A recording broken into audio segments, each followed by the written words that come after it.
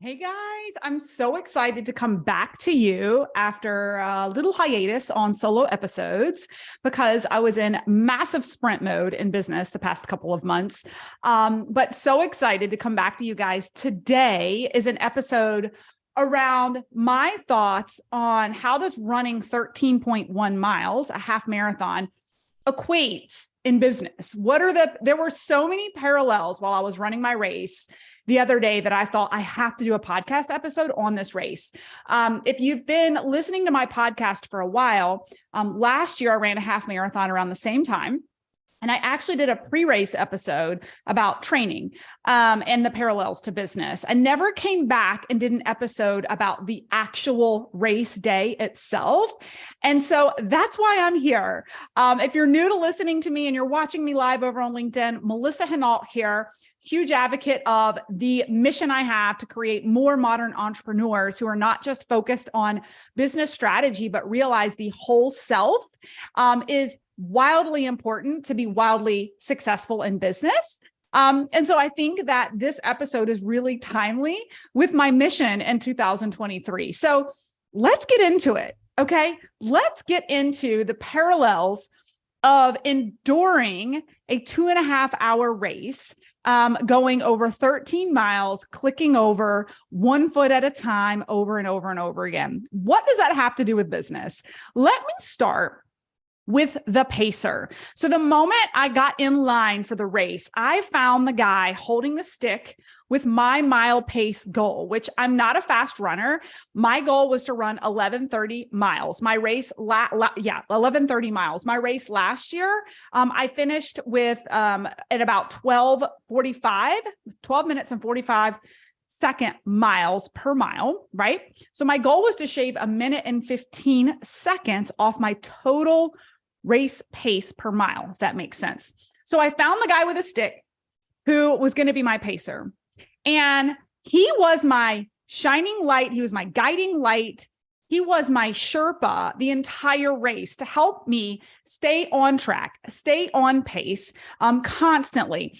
And I find the parallel to a pacer in business as a mentor, right? It's just like having a mentor who's guiding you, giving you direction, and keeping you moving along. And I just am at the end of the race, I had to thank the guys because I'm like, you guys, for 8 miles, it was pouring down rain. My feet were soaking wet. I could barely see forward. There were times when I was tired going up the hills and the pacer was getting ahead of me. And I knew that I needed to pick up to stay on pace, just like our mentors hold us accountable in business, right? To stay on pace. So that was number one. Number two is going out hard and fast in an endurance sport creates burnout. Okay. I'm going to say that one more time. Going out hard and fast creates burnout and you can't endure the race. It only works with short sprints. This is just like business.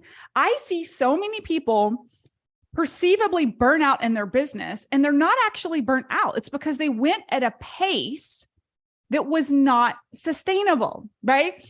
We have to create space in life when we're scaling business for health, for fun, for joy, and go at a steady, admirable pace, but not so hard and fast that you can't finish the finish line, right? Okay. Number three, planning and knowing your milestone check-ins along the way help you know if you're on target in your race, right? So I had a pacer who helped me do that.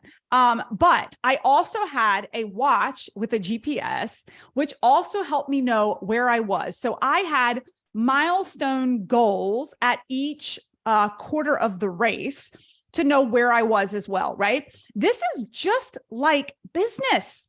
This is like your business plan for the year. We can't just have an end goal in business for the year, because if we don't have milestones to temperature check in the progress of our business throughout the year, how will we ever know we're actually tracking along at the right pace to hit our target goal, right? So very similar to training for a marathon. Next one.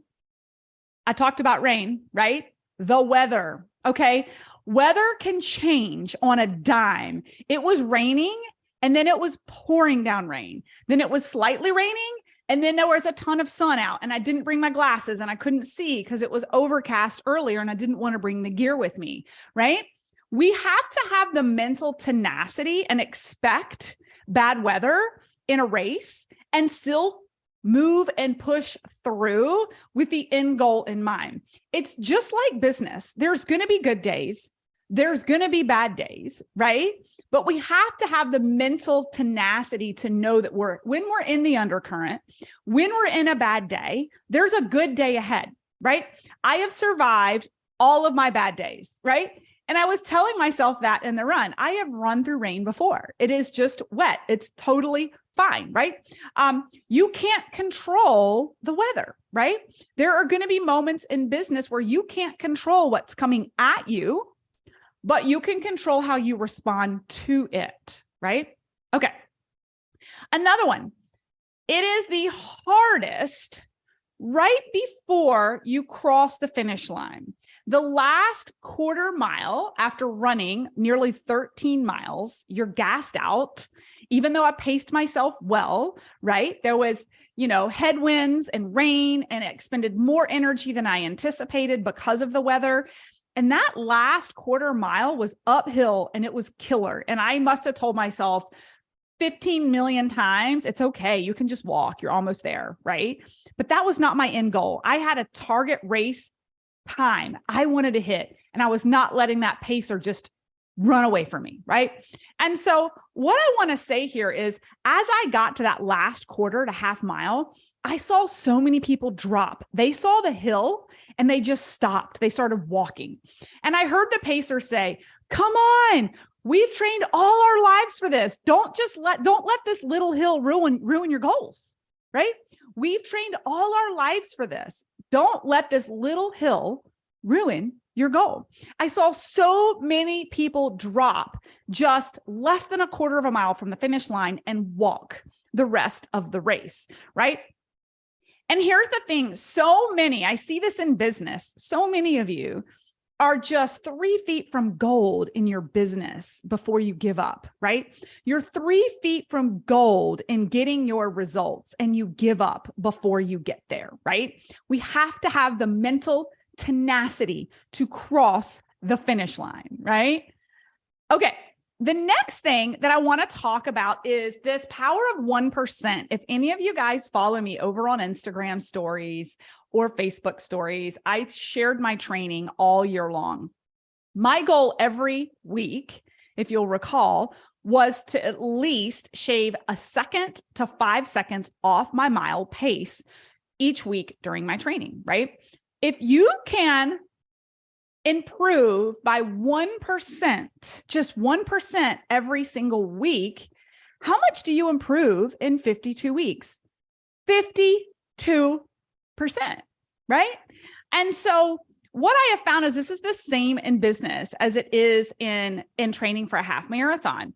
Whether it's a mile pace or you're working on maybe you're working on yourself, professional development. Maybe you've invested in a program or a mastermind and you're working on improving your business acumen, right? Maybe you're working on your personal development to be a better leader, right?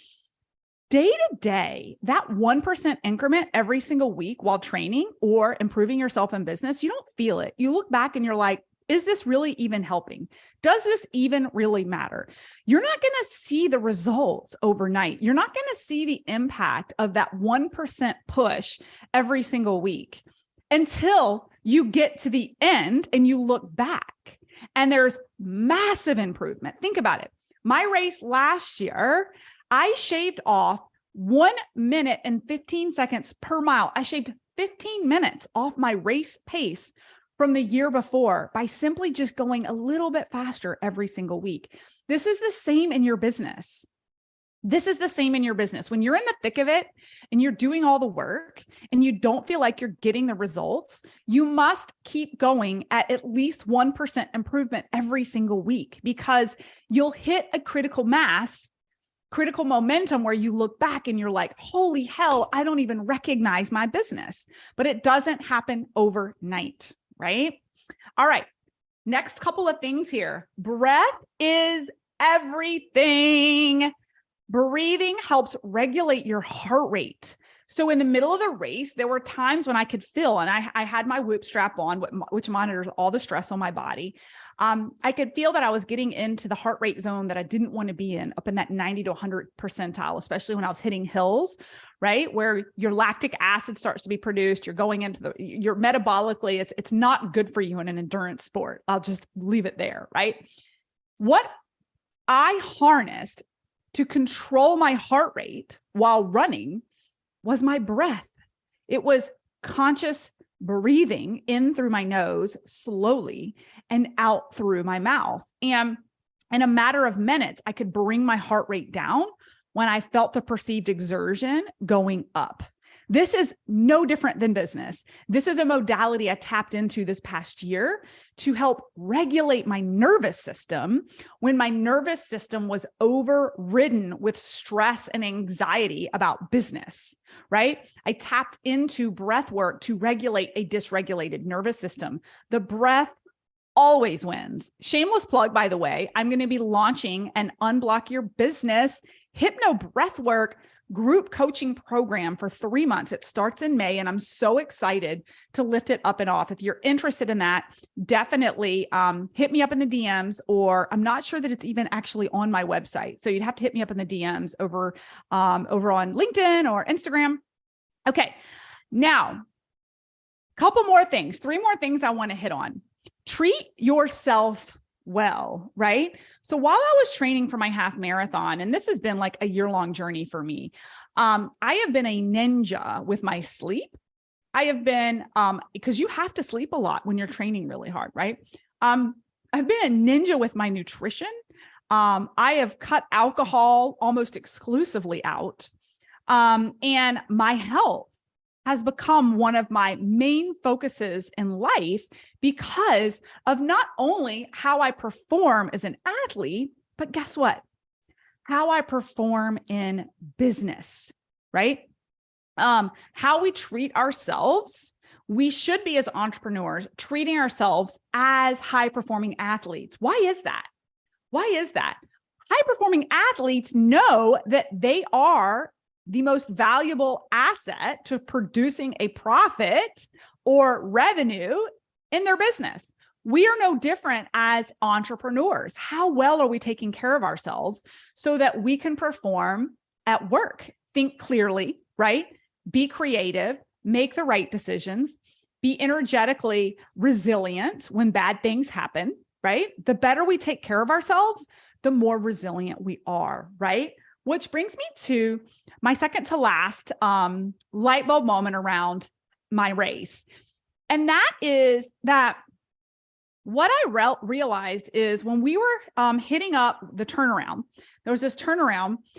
We were maybe 2 miles from the turnaround, and the 1 hour and 30-minute pacer passed us because they were coming back, right? And what I got to see, which I don't usually see in races because it's all one way, what I got to see is all these people passing me who were running a significantly faster mile pace than me.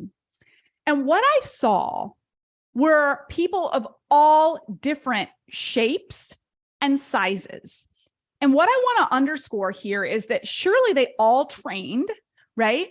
But some of them were clearly more physically in shape than others. Some were carrying more body fat than I have on my body, and they were way ahead of me, right? And so where I'm going with this, with endurance sports, is training, of course, is a huge foundation of it, but mindset is even a bigger player when it gets into endurance sports. The body will go way before the mind will, right? Your thoughts become your words become your actions, and your actions become your reality, right? So what are you telling yourself in the middle of the race? What are you telling yourself in the middle of business? What are you cheering yourself on for? Are you your biggest advocate? Do you know you can succeed? Are you moving forward with significant confidence? What I can tell you is that some of these people who were further ahead than me were perceivably not looking to be healthier than me by any means and a much higher BMI. But quite honestly, they probably had more mental toughness than I did. And they were okay with feeling uncomfortable and pushing even harder than I was willing to do, right? I wanted to finish comfortably without cramps or without injuries, with being 43 with 3 little kids. And my mindset and my pace was where I was set that I was going to move at, right? But mental toughness is the long game in endurance sports. Mental toughness is the long game in entrepreneurship, right? Do you have the mental toughness to endure, to push through, right? The last thing I want to hit on is rest and recovery with a plan, right? And this really ties into my modern entrepreneur movement, right? In my race, I had already planned a cryotherapy session and a compression session post-race. I'd also planned a phenomenal brunch with my family to nourish, right? And I planned a big nap in the afternoon, right? And this is a parallel to business. Even in the thick of things being super busy, I get a deep tissue massage every single week.